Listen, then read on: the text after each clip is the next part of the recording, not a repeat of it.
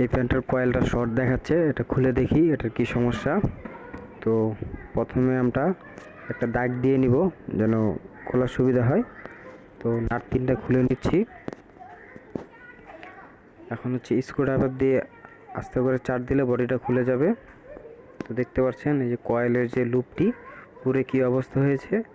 এখন সুন্দরভাবে আমরা লুপটি উঠাবো।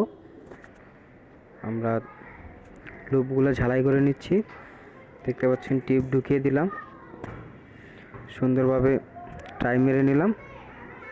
এখন এটা চেক করব কয়েলটা ঠিক আছে কিনা। দেখতে পাচ্ছেন কয়েলটা ঠিক আছে। তো আবার দাগটা মিলিয়ে নিব যেন সুন্দর মতো ফিটিং হয়। তো নাটগুলো লাগিয়ে নিব। এরকম ভিডিও পেতে চ্যানেলটি সাবস্ক্রাইব করে রাখুন। নাটগুলো লাগানো হয়েছে, দেখতে পাচ্ছেন ফ্যানটি ঘুরছে। ধন্যবাদ।